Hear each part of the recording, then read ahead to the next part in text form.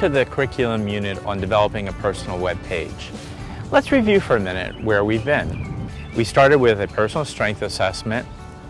We've developed a personalized mentoring plan and interviewed 3 mentors.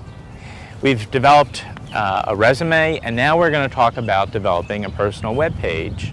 Now I can hear you already saying, hey Mr. Hall, you know, I have no intention of being a programmer, so why are we doing this?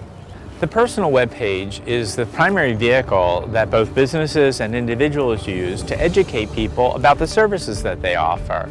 Now in 10 years, who knows what it'll be, but for today it's the web page, which is the reason that we're doing this assignment. You need to be able to articulate your story in an online fashion. Why? Because it's always the goal to drive people to the web page. If you can't get people's attention, there's a good chance that you won't succeed at all.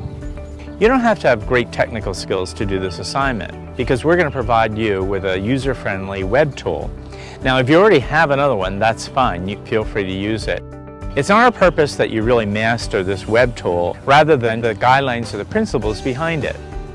You need to determine if your web page is going to be informational. Are you describing the services you offer? Or is it a repository for your photos? For the purpose of the assignment, I'd like for you to think of it as informational. You're going to describe the research that you did about your career.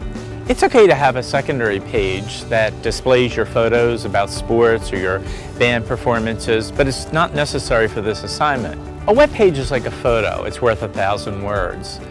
It should capture the essence of who you are, so you should be thinking about the message you want to convey. I'm confident and have strong skills. I'm unique. I'm the type of person you want to hire. You want to find out more about me. Let's talk about your brand again. Is your message clear? Can people understand your brand without having to read words?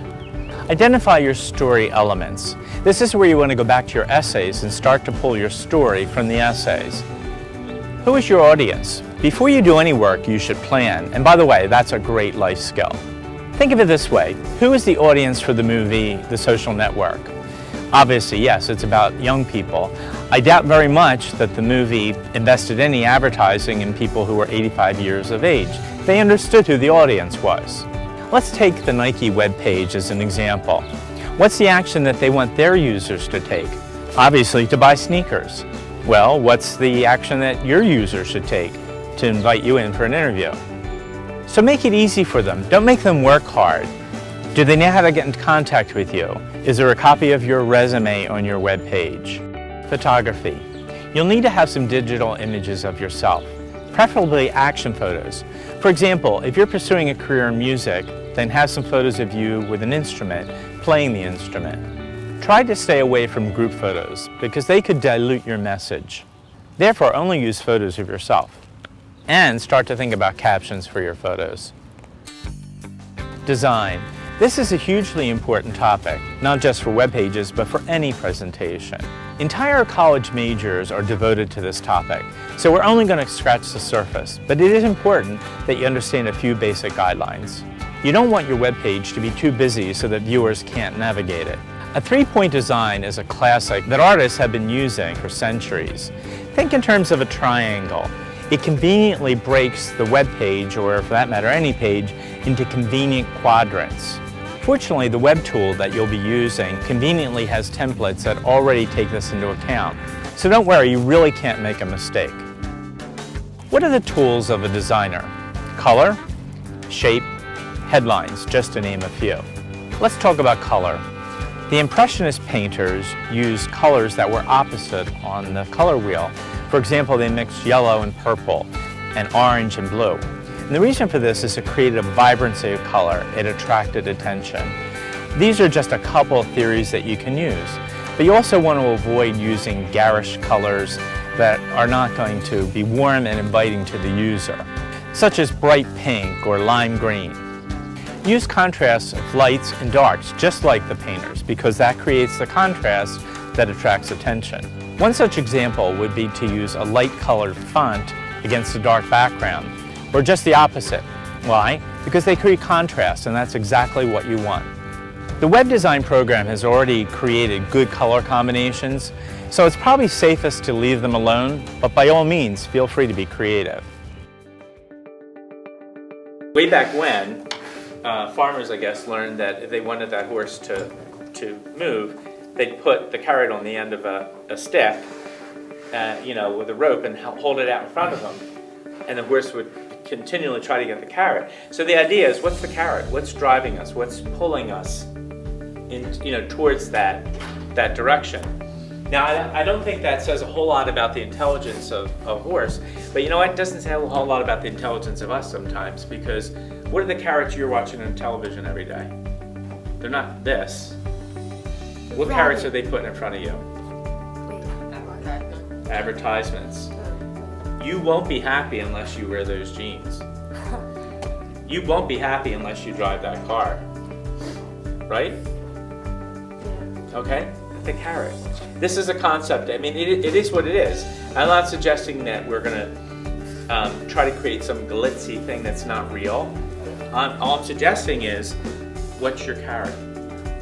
A good homework assignment is to go to 3 websites and ask yourself, why are they effective?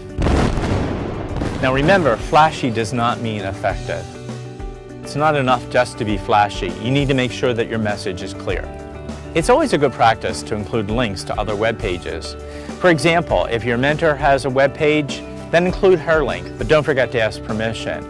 If you're interested in medicine, you can always include a link to WebMD. Let's talk about headlines or titles. You should think of your web page in terms of a primary story and a secondary. The primary should have a larger font and the secondary should have a smaller font. It shouldn't compete with the primary story. Your primary story is your career research.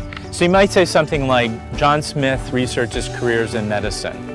Your headline can be straightforward, such as Jim Hall researches careers in journalism, or it can ask a question. It can even be funny. But whatever the case, it should be clear and concise. Never make the reader work hard to understand it. The use of font is important. You should probably stay with a block font like Arial Black or Tahoma. Avoid using flowery fonts and cursive fonts because they'll dilute your message. The largest headline I ever saw was when Neil Armstrong walked on the moon. It took up the entire front page of the paper, and all it said was, "Man walks on the moon." Fairly simple, but it's effective, don't you think? You can download instructions for using the web design program. It's really intuitive, and I think it's best if you work one-on-one with your facilitator to understand how to use that tool.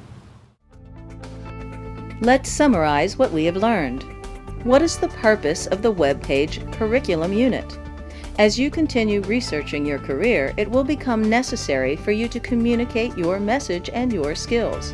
It serves no purpose if you know what you want to do, but do not have the tools to get the job.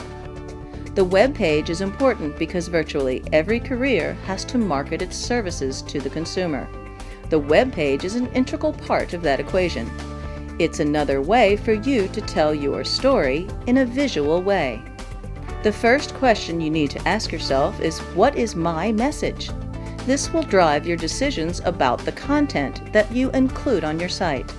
You need to think about several aspects of your story. What is your brand?